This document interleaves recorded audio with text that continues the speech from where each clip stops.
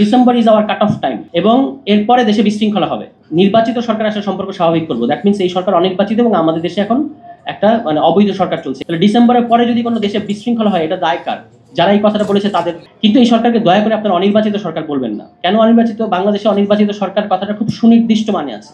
জনসম্মতিহীন অবৈধ সরকারকে বলা হয় অনির্বাচিত সরকার, যেমন ১/১১ সরকার, যেমন আওয়ামী লীগ সরকার। এখন এই গণ অভ্যুত্থানের পরে এই সরকারের কিছু টাস্ক আছে, যে টাস্কগুলো আমি মনে করি রাজনৈতিক দল সহ সাংস্কৃতিক অঙ্গন সবাইকে এটা সমর্থন করতে হবে আমাদেরকে অন্তত কিছু সময়ের জন্য। কিন্তু এই সরকারকে দয়া করে আপনারা অনির্বাচিত সরকার বলবেন না। কেন অনির্বাচিত? বাংলাদেশে অনির্বাচিত সরকার কথাটা খুব সুনির্দিষ্ট মানে আছে। জনসম্মতিহীন অবৈধ সরকারকে বলা হয় অনির্বাচিত সরকার, যেমন ১/১১ সরকার, যেমন আওয়ামী লীগ সরকার। এই সরকার কিন্তু অবৈধ সরকারও না, এই সরকার আপনার জনসম্মতিহীন সরকারও না। এটা ঠিক যে এই সরকার ভোটের মধ্য দিয়ে আসে নাই, কিন্তু ভোটের মধ্য দিয়ে বাংলাদেশে যে যারা ক্ষমতায় আসে তারা ৩০ থেকে ৩৫% লোকের ম্যান্ডেট নিয়ে আসে। আপনারা ইলেকশনের পরিসংখ্যানগুলো দেখতে পাবেন ৯১ সালের পর থেকে যারা 2/3 পেয়েছে সংসদে, তারা কত পার্সেন্ট ভোট পেয়েছে? ৩৫ থেকে ৩৭%। আর এই গভর্নমেন্টের পক্ষে এত কিছুর পরে এখনো পাবলিক সাপোর্ট আছে 70%-এর উপরে। তাহলে এই সরকার কেন অনির্বাচিত, কিংবা কেন অনির্বাচিত বলাটা তো আমি দেখতে পাচ্ছি যে বিনা সিক্রি বলে বেড়ানো। ভারতের যে বিনা সিক্রি কিংবা ভারতীয় সেনাবাহিনী, যে আমরা নির্বাচিত সরকার আসার সম্পর্ক স্বাভাবিক করবো, দ্যাট মিনস এই সরকার অনির্বাচিত এবং আমাদের দেশে এখন একটা অবৈধ সরকার চলছে, এই ধরনের অ্যানালজি। মাঠের অলরাউন্ডার আমি, আর ঘরের অলরাউন্ডার টাইলক্স।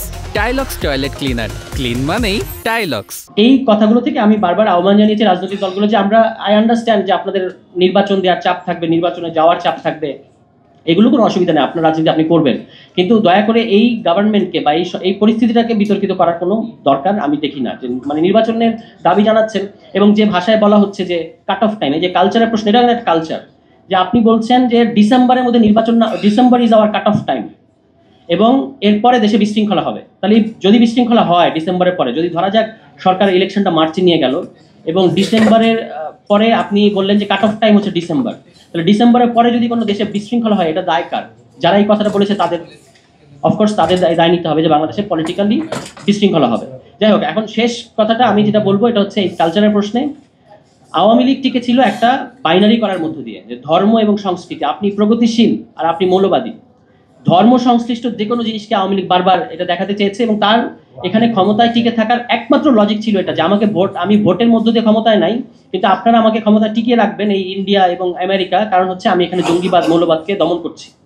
আপনারা যদি টাইম ম্যাগাজিনের ওই জানুয়ারির আগে ২৪শে জানুয়ারি আগে টাইম ম্যাগাজিনের ফিচার দেখেন, সেখানেও শেখ হাসিনাকে অনেক সমালোচনা করার পরে একটা কথা বলা হয়েছে যে তিনি একটা কাজ কিন্তু করতে পেরেছেন, সেটা হচ্ছে জঙ্গিবাদকে দমন করতে পেরেছেন। এই ছিল শেখ হাসিনার ক্ষমতায় টিকে থাকার একটা লজিক। এবং ইন্ডিয়া এখানে সবসময় চেয়েছে যে সেকুলার বনাম ইসলাম এরকম থাকুক।